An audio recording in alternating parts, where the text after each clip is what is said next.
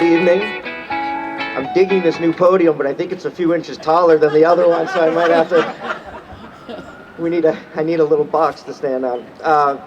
Before I make some brief comments, I would like to introduce my colleagues in elected office who are joining us today. We're joined by City Councilor Tim Toomey, City Councilor Alana Mallon, School Committee Member Fred Fantini, School Committee Member Patty Nolan, School Committee Member Monica Bowman, and School Committee Member Emily Dexter. I'd like to thank the Cambridge Public School District, especially Dr. Alexis Morgan, who you will hear from shortly, the Cambridge City Council, the Cambridge School Committee, the Cambridge Public Library, the Cambridge Special Education Parent Advisory Council, and Dyslexia and Struggling Readers Working Group Steering Committee. A special thanks also to Mercedes Soto. Yeah. Zalika Queen Postal and Lisa Downing. They have been talking about and advocating for greater dyslexia awareness for far longer than they should have had to, but their tenacity and their ability to just stick with this message and move us forward is really inspiring. I really want to thank you for what you do. Dyslexia awareness is the first step to supporting students and community members to reach their fullest potential and to shed light and attention to this learning challenge that impacts so many. Most of us know someone, work with someone, and/or love someone who has dyslexia. We might not know who they are because it's invisible, but I assure you that we all know some impacted by this challenge. I'm glad that the CPS Office of Student Support has been responsive and working with families to ensure that there is strong communication and opportunities for feedback so that the district can learn directly from the experiences of students and to address issues of early identification so that we can do a better job of putting supports in place sooner rather than later. I appreciate that families are partnering with CPS to advocate for appropriate science and evidence-based early intervention so that students don't have to fail repeatedly and fall significantly behind before they get the help they need to learn to read. We want to spare students with dyslexia the experiences in the classroom that lead to anxiety and depression and low self-esteem, and to support them to understand how they learn so that they can advocate for what they need and experience success. That's why we're working to implement changes to prevent the emotional and psychological pain that students feel when they are not able to learn alongside their peers and to support inclusion in mainstream classrooms for all. We're fortunate to live in a city where brain scientists are doing research and are invested in supporting educators and district leaders to be more effective in identifying students who are at risk for dyslexia and teaching them the skills they need to overcome this challenge. We will say dyslexia and work together to ensure that through awareness, understanding, and effective teaching and accommodations, those who learn differently will have access to opportunity and to achieve their full potential. So I want to thank you all again for being here tonight and for everything that you do. Thank you to our young people. And I would like now to introduce Dr. Nadine Gaub, Associate Professor of Pediatrics at Boston Children's Hospital and the Harvard Medical School, and a member of the faculty at the Harvard Graduate School of Education. Thank you. Thank you so much, Mayor. I'm so proud of Cambridge. I've been living here for almost 19 years, and I'm a dyslexia researcher at Boston Children's Hospital, and today is the day where we finally have some awareness. So I'm really proud, and thanks everyone for their hard work. Every child has the right to learn to read well. Currently what we have in a lot of our schools is a wait to fail model. What that means is that children have to repeatedly fail to learn to read before they get the help they really need. But we also know what the research has shown is that the most effective window for early intervention is way earlier than we currently diagnose. So we have this discrepancy, and we owe it to our children to move from a deficit-oriented model where we wait till these children are struggling to a preventive model where we are trying to prevent like we do it in medicine. So we know that if no one waits or wants to wait till someone has a heart attack or heart disease, we are trying to identify individuals who are at risk to develop a problem, to develop a struggle, and then we help early. And we need that in education too. We need to move from a deficit-oriented model to a preventive model. We're really lucky that in Massachusetts we have the new law that was signed last October 16th by the governor that mandates early screening for dyslexia, and it is still not implemented in a lot of districts. And so I'm really proud that Cambridge is starting this conversation.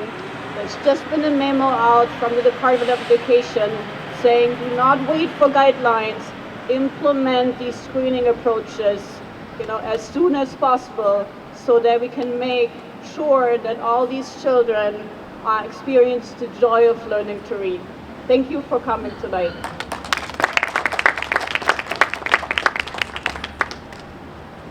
Thank you, Dr. Gab. Dr. Gab has been very supportive of the parent CPAC, and she did a training last year in November, and has also been part of the steering committee, the working group, and has offered, again, to share her expertise, her many resources with families as well as with the district around how does Cambridge choose a dyslexia screener that'll work. And so we're really happy that she is also not just in her professional life, but she's also a parent that has 3 students within our school district, and that she's sharing her expertise with us. So thank you again, Dr. Gab. Next up, David and Max DeSellis. I had the pleasure of meeting both David and Max when they came from Tobin School to the Graham Parks, when Max came to the language-based learning disability classroom, and David served on the steering committee at Graham Parks and really just modeled for me, as many others, other parents, in terms of how to be an advocate for your child, and how do you support your child also in learning to advocate for themselves. And so thank you both for being here. David is an architect by training and just a creative mind, so thank you so much for sharing your experiences.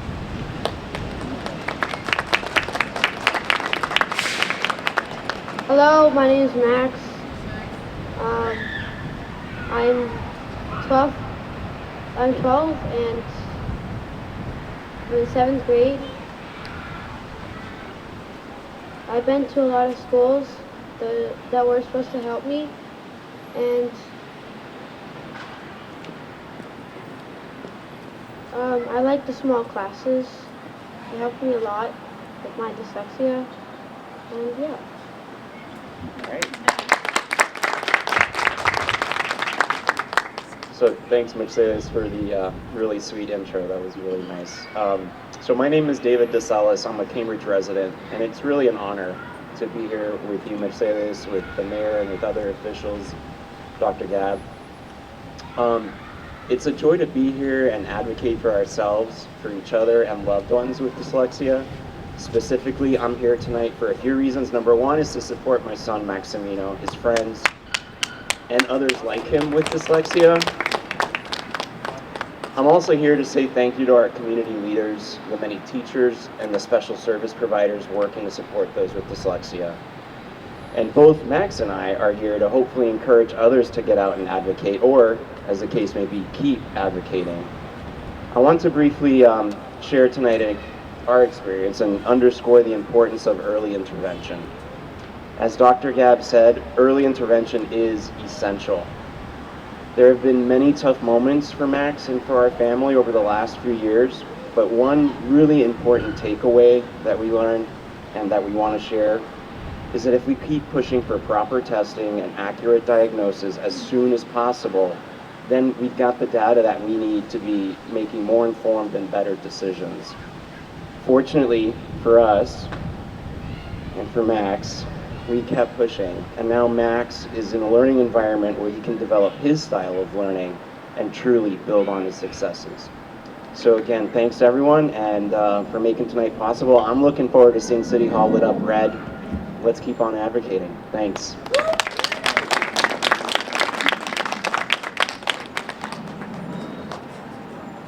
Thanks, David. Thank you, Max, for sharing your experiences.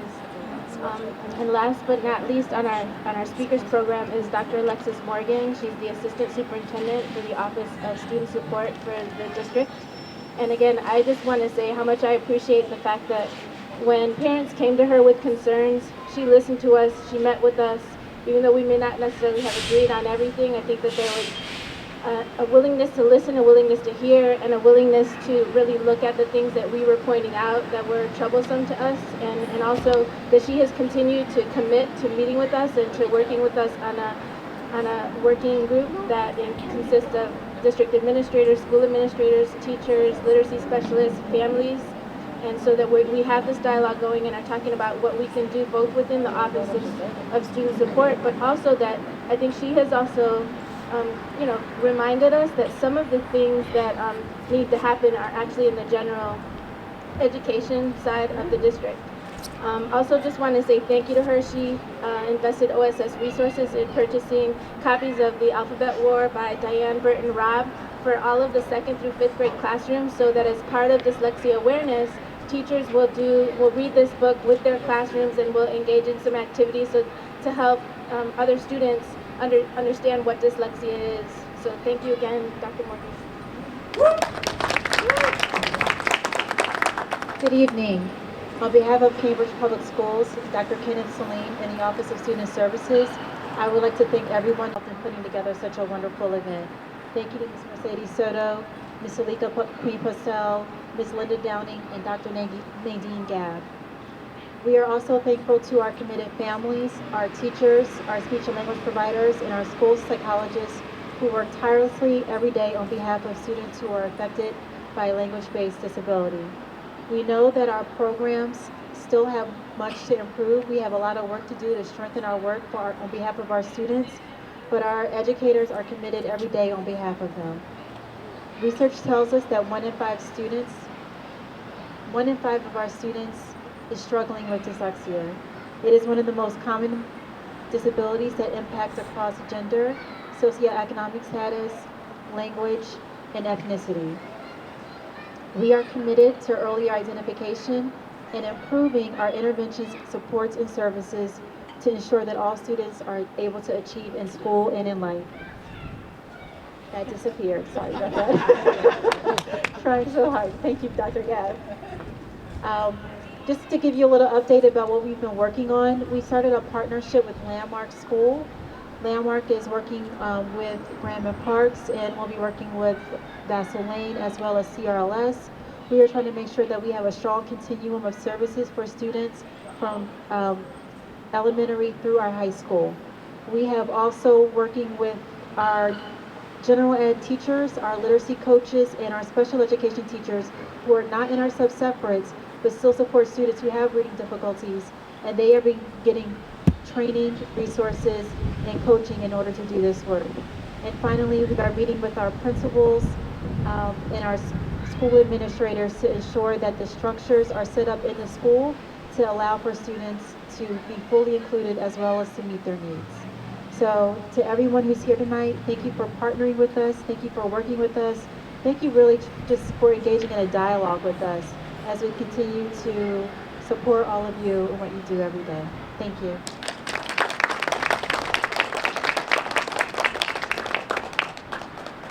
So we got to be flexible. The lights weren't supposed to go on until 6:30.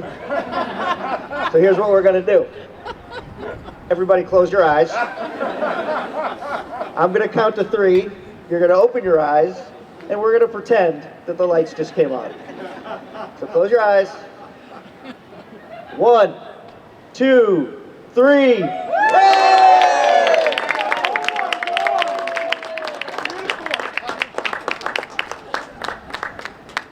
So I believe that is the end of our speaking program, and thank you all so much for coming, and thanks for all you do supporting our young people. I thought there was pizza. Light it up, red.